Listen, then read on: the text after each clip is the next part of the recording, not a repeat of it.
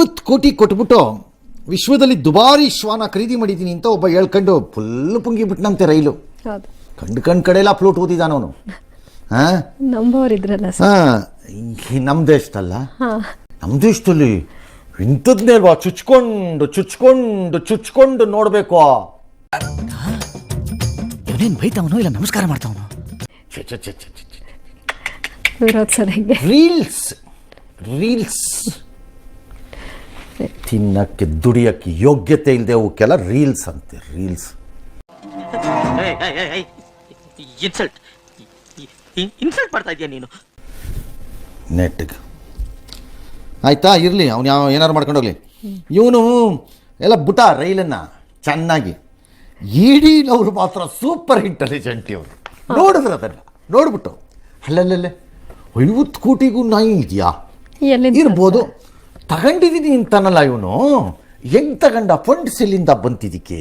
ಆದಾಯ ಏನು ಏನಿರ್ಬೇಕು ಇವನು ಆದಾಯ ಅಂತ ಸುಮ್ಮನೆ ಬ್ಯಾಂಕ್ ಚೆಕ್ ಮಾಡೋರಂತೆ. ಕೇಳ್ಕೊಂಡೆ ಯಾರಿಗೋ 4 ಕಾಲು ಹಣಿ ಇಲ್ವಂತೆ ಅಕೌಂಟಲ್ಲಿ. ನಿನಗೆ ಮಾನ ಮರ್ಯಾದೆ ನಾಚಿಕೆ ಏನಾರಿದ್ಯಾ? ಜೀವನದಲ್ಲಿ ಮಾನ ಮರ್ಯಾದೆ ಗೌರವ ಅಂತ ಹೋದ್ರೆ ನೆಕ್ಬೇಕು ಸಾರ್. ಕರೆಕ್ಟಾಗಿ ಆಮೇಲೆ ಇವುಗಳನ್ನ ಬಾಡಿಗೆ ತಂದಿದ್ದು ಮಾಡ್ಕೋತಾ ಒಂದು ಸ್ವಂತಾನೇ ಅಲ್ಲ ಅದು. ಸುಮ್ಮನೆ ನಾಯಿ ಹಿಡ್ಕೊಂಡು ಶೋಕಿ ಮಾಡ್ಕೊಂಡಿರೋದು. ಒಂದು 30 ಸೆಕೆಂಡಿನ ಖ್ಯಾತಿ ಪಡ್ಕೊಳ್ಳೋಕ್ಕೆ ಏನೇನು ಆಡ್ತೀರಿ. ಗಂಡನ ಜೊತೆ ಬೈಕಲ್ಲಿ ಬಂದು ಸಿಗ್ನಲಲ್ಲಿ ಡಾನ್ಸ್ ಮಾಡ್ತಾಳಂತೆ. ಲಜ್ಗೆಟ್ಟವ್ರು ತಗೊಂಬಂದು ರೀಲ್ಸ್ ಅಂತೆ. ಮರ್ಯಾದೆ ಕೆಟ್ಟವರೆಲ್ಲ. ಹೆಂಗ್ ಗುಡ್ಸಿದೆ ನಿಮ್ಮಪ್ಪ? ನಿನ್ನ ಕರೆಕ್ಟಾಗಿ ಗುಡ್ಸಿಲ್ಲ ಕಣ. ನಿಮ್ಮಪ್ಪ ಎಲ್ಲ ಕತ್ಲಕ್ಕೆ ತಪ್ಪೇಟ್ ಹೊಡೆದಿರ್ಬೇಕು. ಒಂದು 30 ಸೆಕೆಂಡು. ಮಾರನೇ ದಿನ ಅದನ್ನು ಜ್ಞಾಪಕ ಇಟ್ಕೊಳ್ಳೋನು ಯಾವನು ಗತಿ ಇಲ್ಲ. ನಿಮ್ಮ ವಿಡಿಯೋನ ಮಾರನೇ ದಿನ ಜ್ಞಾಪಕ ಇಟ್ಕೊಳ್ಳಲ್ಲ ಯಾವನು. ಇವನು ಬಿಟ್ಟ ರೈಲು 50 ಕೋಟಿಗೆ ಹೋದ್ರು. ಬಾಣ ಸ್ವಲ್ಪ ಹಂಗೆ ನೋಡೋಣ ನಿಂದು ಅಂತ. ಅವಾಗ ಗೊತ್ತಾಯ್ತು ಏನೇನು ಗೊತ್ತಾಗಿದೆ ಇವಂದು. ಇದು 50 ಅಲ್ಲ, 5 ಅಲ್ಲ, 1 ಲಕ್ಷ. ಅದೆಷ್ಟ ನಾಯಿ ಇರಲಿ, ಒಳ್ಳೆ ಬ್ರೀಡ್ ಅಂತೆ. ಅದು ಒಳ್ಳೆ ಬ್ರೀಡ್ ನಾಯಿ ಅಂತೆ. ಅದನ್ನು ಕೇಳಿದೆ. ಅದು ಸಖತ್ ಬ್ರೀಡ್ ನಾಯಿ ಅದು ಅಂತಂದ್ರು. ಇರಲಿ, ಬೇರೆ ಹಿಂದೆ ಎಲ್ಲ ಹಿಂಗೆ ಹೇಳಿದಾನಂತೆ.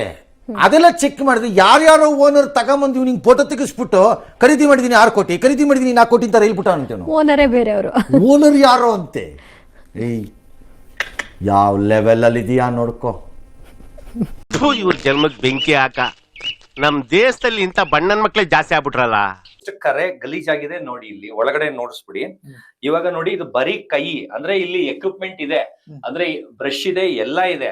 ಆದ್ರೆ ಜನಕ್ಕೆ ನಾನು ಹೇಳಿದೀನಿ ಬರೀ ಕೈಯಲ್ಲಿ ತೊಳೆದು ತೋರಿಸ್ತೀನಿ ಅಂತ. ಅದು ನನ್ನ ಮನೇಲಲ್ಲ, ನಿಮ್ ಮನೇಲಿಗೂ ಬೇಕಾದ್ರೆ ಕರೀರಿ, ಅದು ಚಾಲೆಂಜ್ ಮಾಡ್ತೀನಿ. ನಿಮ್ ಮನೇಲಿ ಎಷ್ಟ್ ಜನ ಗಲೀಜ್ ಮಾಡಿ, ಎಷ್ಟ್ ಜನ ಲೆಟ್ರಿನ್ ಸುಸ್ಸು ಎಲ್ಲ ಯೂಸ್ ಮಾಡಿದ್ರು ನಾನ್ ಬರೀ ಕೈಯಲ್ಲಿ ತೊಳಿತೀನಿ ಅಂತ ಹೇಳಿದೀನಿ.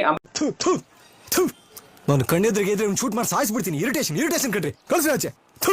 ಮನಸಾರೆ ತೊಳಿತಾ ಇದ್ದೀನಿ.